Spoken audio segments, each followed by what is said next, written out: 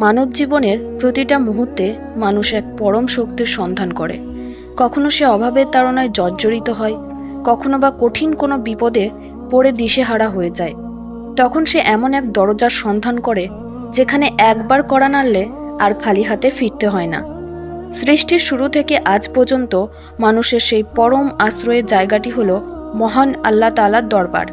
আর সেই দরবারে চাওয়ার সবচেয়ে শক্তিশালী, অলৌকিক এবং রহস্যময় মাধ্যমটি হলো ইসমে আজম। এটি কেবল কিছু শব্দের সমষ্টি নয়, এটি হলো আল্লাহর আরশ কাঁপানো এমন এক গোপন চাবিকাঠি যা দিয়ে বন্ধ নসিবের তালা মুহূর্তেই খুলে ফেলা সম্ভব। যে ব্যক্তি ইসমে আজমের সন্ধান পেয়েছে এবং তা দিয়ে আল্লাহর কাছে প্রার্থনা করতে পেরেছে, সে যেন ফকিরের বেশে এসেও এক রুহানি বাদশাহীতে পরিণত হয়েছে। আজ আমরা কুরআন ও সহিহ হাদিসের আলোকে উন্মোচন করব এই মহান ইসমে আজমের রহস্য। ইসমে আজম আসলে কি? ইসমে আজমকে শুধু একটি নাম মনে করলে ভুল হবে, কারণ এটি কোনো সাধারণ শব্দ নয়। এটি এমন এক নুরানি সম্পর্ক যা বান্দার অন্তরকে সরাসরি তার রবের সাথে যুক্ত করে দেয়। উলামায়ে কেরাম বলেন, আল্লাহ তাআলার প্রতিটি নামের মধ্যে রয়েছে এক বিশেষ নূর, এক বিশেষ রহমত এবং এক বিশেষ প্রভাব। যেমন আর রহমান, রহমতের দরজা খুলে দেয়; আর রাজ্জাক, রিজিকের বরকত বাড়ায়; আল গাফফার, ক্ষমার দরজা খুলে দেয়। কিন্তু কিছু আসমায়ে হুসনা এমন রয়েছে যেগুলোর মধ্যে এমন গভীর রুহানি প্রভাব রয়েছে যে সেগুলোর মাধ্যমে করা দোয়া মানুষের তাকদির পর্যন্ত বদলে দিতে পারে। এই বিশেষ মর্যাদাপূর্ণ নামগুলোকেই হাদিসে ইসমে আজম বলা হয়েছে। কিন্তু আশ্চর্যের বিষয় হলো, রাসূলুল্লাহ সাল্লাল্লাহু আলাইহি ওয়াসাল্লাম কখনোই স্পষ্টভাবে বলেননি যে ইসমে আজম শুধুই একটি নির্দিষ্ট শব্দ, বরং বিভিন্ন হাদিসে বিভিন্ন আসমায়ে হুসনার দিকে ইঙ্গিত পাওয়া যায়। এর মানে হলো, ইসমে আজম শুধু একটি শব্দ নয়, বরং এটি এমন এক অবস্থা যেখানে বান্দার অন্তর, তার নিয়ত, তার ইখলাস এবং আল্লাহর নাম সব একসাথে মিলিত হয়ে যায়। অর্থাৎ শুধু মুখে জিকির করলেই হবে না, সেই জিকিরকে অনুভব করতে হবে, অন্তরে ধারণ করতে হবে। কারণ জিকির তখনই শক্তিশালী হয় যখন শব্দের সাথে হৃদয়ের কানেকশন তৈরি হয়। আপনি হয়তো লক্ষ্য করেছেন, কিছু মানুষ এমন আছে যাদের দোয়া যেন খুব দ্রুত কবুল হয়ে যায়। তারা খুব সাধারণ মানুষ হলেও তাদের কথায় অদ্ভুত এক ওজন থাকে, তাদের অন্তরে এক ধরনের প্রশান্তি থাকে। এর কারণ কি জানেন?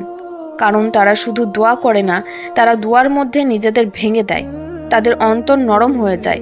তারা আল্লাহর নামকে শুধু উচ্চারণ করে না, বরং নিজের রুহের সাথে মিলিয়ে ফেলে। ইসমে আজমের আসল রহস্য কিন্তু এখানেই।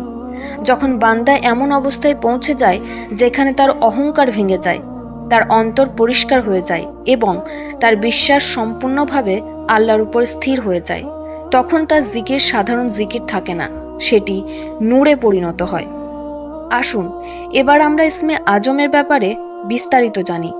হাদিসে বিভিন্ন জায়গায় এমন কিছু আসমায়ে হুসনার উল্লেখ পাওয়া যায় যেগুলোর মাধ্যমে দোয়া করলে কবুল হওয়ার বিশেষ আশা করা যায়। যেমন, ইয়া হাইয়ু ইয়া কাইয়ুম, আল্লাহুম্মা ইন্নাকা আনতাল আহাদুস সামাদ, লা ইলাহা ইল্লা আনতা সুবহানাকা ইন্নী কুনতু মিনাজ জালিমিন, ইয়া জাল জালালি ওয়াল ইকরাম, ইয়া রহমান ইয়া রহিম। বুরাইদা আল-লামি রাদিয়াল্লাহু তাআলা আনহু থেকে বর্ণিত হাদিস।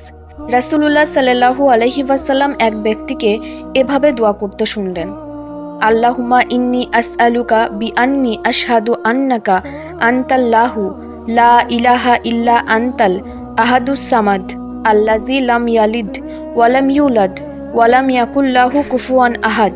অর্থ, হে আল্লাহ, আমি আপনার কাছে প্রার্থনা করছি এই ওসিলায় যে আমি সাক্ষ্য দিচ্ছি আপনিই আল্লাহ, আপনি ছাড়া কোনো ইলাহা নেই, আপনি একক, অমুখাপেক্ষী, যিনি কাউকে জন্ম দেননি এবং জন্ম নেনওনি, আর তার সমকক্ষ কেউ নেই। এটি শোনার পর রাসূলুল্লাহ সাল্লাল্লাহু আলাইহি ওয়াসাল্লাম বললেন, সেই সত্তার কসম যার হাতে আমার প্রাণ, এই ব্যক্তি আল্লাহর কাছে তার এমন ইসমে আজম দ্বারা দোয়া করেছে যা দিয়ে দোয়া করা হলে তিনি কবুল করেন এবং যা দিয়ে কিছু চাওয়া হলে তিনি তা দান করেন। অন্য একটা হাদিসে এসেছে, আনাস ইবনে মালিক রাদিয়াল্লাহু তাআলা আনহু থেকে বর্ণিত হাদিস। তিনি বলেন, একবার তিনি রাসূলুল্লাহ সাল্লাল্লাহু আলাইহি ওয়াসাল্লামের সাথে বসা ছিলেন আর এক ব্যক্তি নামাজ পড়ছিল। নামাজ শেষে সে এই দোয়াটি করল, আল্লাহুম্মা ইন্নী আসআলুকা বিআন্না লাকাল হামদু লা ইলাহা ইল্লা আনতাল মান্নানু বাদিউস সামাওয়াতি ওয়াল আরদি ইয়া জল জালালি ওয়াল ইকরাম ইয়া হাইয়ু ইয়া কাইয়ুম। অর্থ, হে আল্লাহ, আমি আপনার কাছে চাচ্ছি, কারণ সমস্ত প্রশংসা তো আপনারই। আপনি ছাড়া কোনো ইলাহ নেই। আপনি পরম দাতা, আসমান ও জমিনের নজিরবিহীন স্রষ্টা। হে মহিমাময় ও মহানুভব, হে চিরঞ্জীব, হে জগতের ধারক। নবী করিম সাল্লাল্লাহু আলাইহি ওয়াসাল্লাম বললেন, সে আল্লাহর মহান নাম বা ইসমে আজম দ্বারা দোয়া করেছে, যা দ্বারা দোয়া করা হলে আল্লাহ কবুল করেন এবং যা দ্বারা কিছু চাওয়া হলে তিনি তা দান করেন। এই জিকিরগুলো শুধু মুখে পড়ার জন্য নয়, প্রতিটি শব্দের অর্থ অনুভব করার জন্য। যখন আপনি ইয়া রহমান বলবেন, তখন মনে অনুভব করুন আল্লাহর রহমত আপনাকে ঘিরে ফেলেছে। যখন বলবেন ইয়া গাফফার, তখন অনুভব করুন আল্লাহ আপনার গুনাহ ক্ষমা করছেন। এই অনুভূতি জিকিরকে জীবন্ত করে তোলে। জিকিরের আমল করার পদ্ধতি। এখন আমরা জানব সেই সহজ কিন্তু গভীর আমল সম্পর্কে, যা অনেক বুজুর্গ নিয়মিত করতেন। জিকির শুরু করার আগে অন্তত 40 সেকেন্ড চুপ থাকুন। মোবাইল দূরে রাখুন, চোখ বন্ধ করুন, নিজের অন্তরকে শান্ত করুন, কারণ অন্তর যত শান্ত হবে জিকির তত গভীরে প্রবেশ করবে। দ্বিতীয় ধাপ, গভীর শ্বাস। 3 বার গভীর শ্বাস নিন। শ্বাস নেওয়ার সময় মনে করুন আল্লাহর রহমত আপনার অন্তরে প্রবেশ করছে। শ্বাস ছাড়ার সময় মনে করুন আপনার দুশ্চিন্তা, ভয় ও অস্থিরতা বের হয়ে যাচ্ছে। তৃতীয় ধাপ, নিয়ত। অন্তরে বলুন, হে আল্লাহ, আমি এই জিকির শুধু আপনার সন্তুষ্টির জন্য করছি। আমাকে সেই অন্তর দান করুন যার উপর আপনার রহমত নাজিল হয়। এরপর ধীরে ধীরে মনোযোগ সহকারে জিকির করুন এবং জিকির শেষে হাত তুলে নিজের ভাষায় দোয়া করুন, কারণ জিকিরের পর মানুষের অন্তর সবচেয়ে বেশি নরম হয়ে যায়, আর নরম অন্তরের দোয়া দ্রুত উপরে পৌঁছে যায়। মনে রাখবেন, পুরো বিষয়টির সবচেয়ে গুরুত্বপূর্ণ অংশ হলো নিয়ত। তাই নিয়তকে খাঁটি করুন। ইসমে আজম পড়ার ঠিক পরপরই নিজের মনের সুনির্দিষ্ট অভাব বা সমস্যার কথা আল্লাহর কাছে অত্যন্ত বিনয়ের সাথে বলুন। ফকির যেভাবে দাতার দুয়ারে হাত পাতে, ঠিক সেভাবে নিজেকে আল্লাহর সামনে নিঃস্ব করে দিন। দোয়ার শেষে দরুদ শরীফ পাঠ করে হাত মুখে মুছুন এবং আলহামদুলিল্লাহ বলুন। ফকির থেকে বাদশাহ হওয়ার রুহানি সফর সম্পর্কে আমরা শুনব। ইতিহাসের দিকে তাকালে দেখা যায় আল্লাহর এমন অনেক অলি ও বুজুর্গ ছিলেন যারা বাহ্যিক দিক থেকে অত্যন্ত দরিদ্র বা সমাজচ্যুত ছিলেন, কিন্তু তাদের কাছে এই ইসমে আজমের চাবিকাঠি ছিল। তারা যখনই হাত তুলতেন, আল্লাহ তাআলা তাদের দোয়াকে এমনভাবে কবুল করতেন যে তৎকালীন সময়ের বড় বড় রাজা বাদশারাও তাদের দোয়ার মুখাপেক্ষী হয়ে যেতেন। পবিত্র কোরআনে সুলাইমান আলাইহিসসালামের যুগের একটি ঘটনা রয়েছে। সুলাইমান আলাইহিসসালাম যখন সাবার রানী বিলকিসের সিংহাসনটি তার দরবারে নিয়ে আসার ইচ্ছা প্রকাশ করলেন, তখন এক শক্তিশালী জিন বলেছিল সে সুলাইমান আলাইহিসসালামের তার স্থানে থেকে ওঠার আগেই তা এনে দেবে।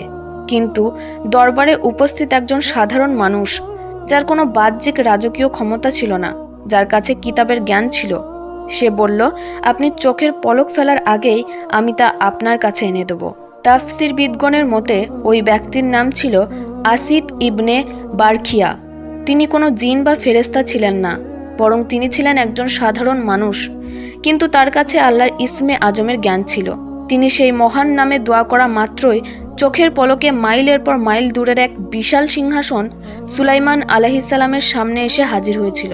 এটিই হলো রুহানি বাদশাহী। যখন একজন বান্দা আল্লাহর প্রেমে মগ্ন হয়ে ইসমে আজমকে নিজের জীবনের অংশ বানিয়ে নেয়, তখন দুনিয়ার কোনো অভাব, কোনো দুঃখ বা কোনো শত্রু তাকে পরাস্ত করতে পারে না। সে বাহ্যিক দৃষ্টিতে ফকির বা সাধারণ মানুষ হলেও আধ্যাত্মিক জগতে সে হয়ে ওঠে এক অপরাজেয় বাদশা। আসুন আমরা হাদিসের সুনির্দিষ্ট দোয়াগুলোকে আমাদের দৈনন্দিন জীবনে অংশ বানিয়ে নিই। বিশেষ করে কঠিন বিপদের মুহূর্তে অন্য কোনো সৃষ্টির দিকে না হাত বাড়িয়ে হতাশার অন্ধকারে ডুবে না গিয়ে আমরা যেন পূর্ণ বিশ্বাসের সাথে আল্লাহর এই সর্বোচ্চ মহান নামের আশ্রয় নিতে পারি। আল্লাহ সুবহানাহু ওয়া তাআলা আমাদের সবাইকে ইসমে আজমের বাস্তবতা ও রহস্য বোঝার তৌফিক দান করুন এবং এর মাধ্যমে আমাদের ইহকালীন ও পরকালীন জীবনের সমস্ত বন্ধ দরজাগুলো খুলে দিন। আমিন।